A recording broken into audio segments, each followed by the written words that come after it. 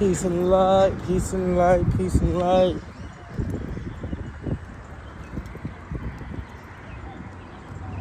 Man,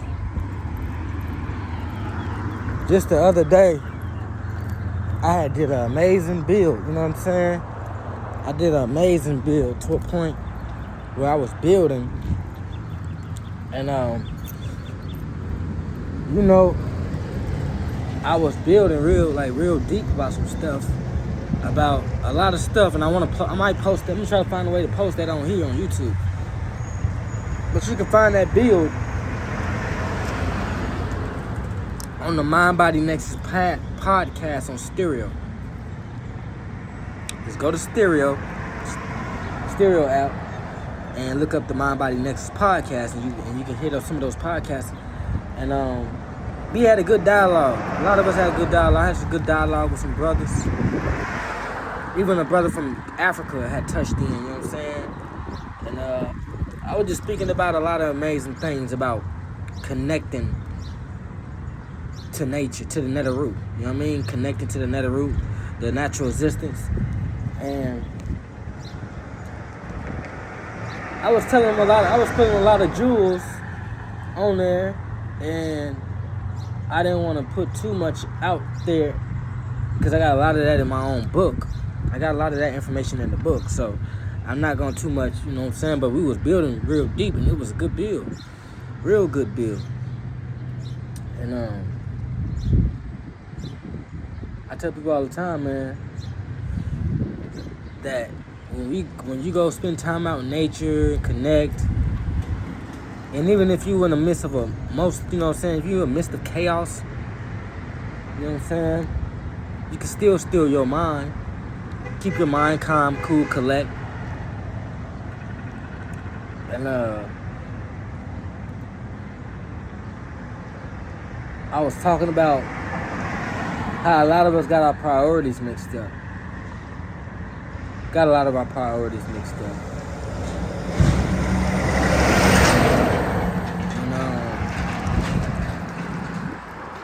It was time to connect back to the cosmic realm so we can find that stillness and that peace and that direction, that divine direction, so we can go in the way that the divine want us to go, because a lot of people got their mind on the wrong things, which is leading us off the divine path, you know what I'm saying?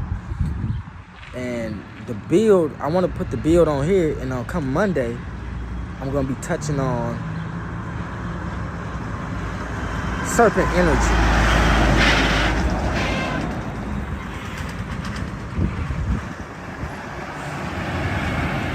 And we're going to basically kind of go into the biblical stance of things so we can decipher some things so you can understand what it really meant.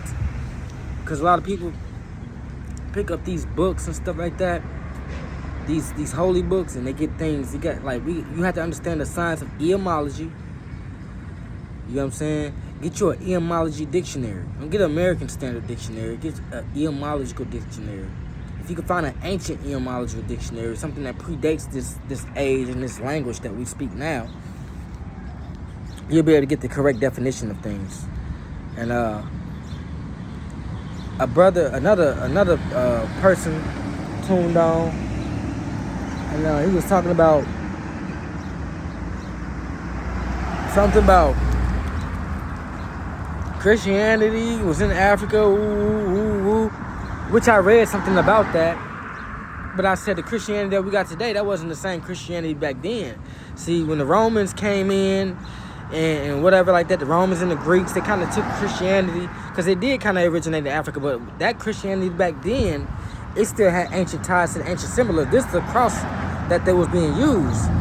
See, when the Romans and stuff came in and took over Christianity from Africa, they reduplicate and put it a whole different meaning to it, a whole different symbolism to it, which, you know what I'm saying? Then they took Egypt, and then they try to crucify Egypt in their books because they stole a lot from Egypt. So we could say a lot of spiritual religious systems started in Africa, but those religious systems back then was really spiritual systems, but they took it and made it religious, when religious only made when man put politics and stuff with it. Why do you think a lot of political leaders and stuff, a lot of these political leaders are either Catholic, you know, like a lot of politics and religion go hand in hand. So when they took it out of Africa, it lost its original spiritual value. So if you want to sit there and argue about Christianity was in Africa, it wasn't the same Christianity. They wasn't worshiping no blue-eyed Jesus, no white Jesus. Like, they wasn't worshiping nothing like that. That Christianity supposedly was had a different origin to it. Then the Romans, or so-called Europeans or whatever like that, the Romans and the Greeks and whatever, they took it and they added some other stuff to it. And now it became westernized, and it came over here and it got westernized. Now it came up to the Christianity that you see today. That's not the same Christianity. Now, when you speak about the Hebrew Israelite brothers, they're kind of going off the old African Christianity. But still, it's a lot to it. Like I say before, me, I'm going to the root.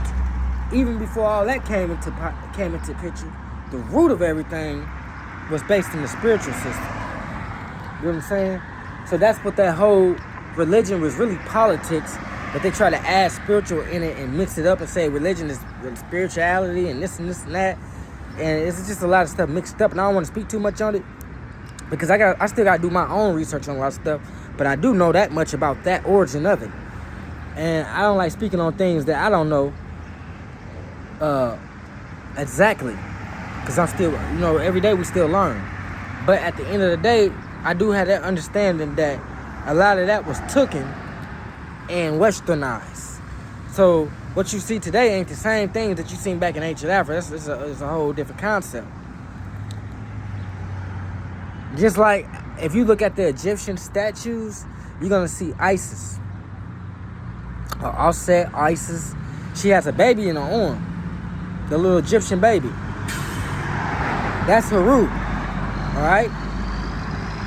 Haru is what the Western people took and made Haru Jesus. Jesus ain't Haru. And Isis is what you call the Virgin, what you call Mary Magdalene or whatever like that. That was Isis, the ancient Egyptian Isis. So they took it and put different names on it and different fakes and whitewashed it and westernized it, and it came out to what you got today. So that's why in the Bible, it took it and they bashed Egypt so bad, because they want you to look at Egypt as an enemy, but not, y'all won't understand that they got a lot of their concepts from Egypt. So what they did was go steal a lot of things out of Egypt. They stole a lot of things. That's why they over there today. Why they bashing Egypt when in reality they going over to Egypt, taking a lot of knowledge and wisdom from Egypt, and then they westernizing it, and then they trying to make Egypt look like an enemy, so that way you won't go study Egypt and find out the truth about, hold up, if this predates this, then how in the hell y'all got this? So this means y'all got the concept from this, because this predates that. So if they can get you to think that Egypt is an enemy in their holy books, you won't look at Egypt. You won't go back to Egypt. It's evil. It's evil to study that. But in reality, if there wasn't for this, there wouldn't be no cross. This came first. So I tell people all the time, and in that build, in that podcast, that's what I touched on. Touched on a lot of that.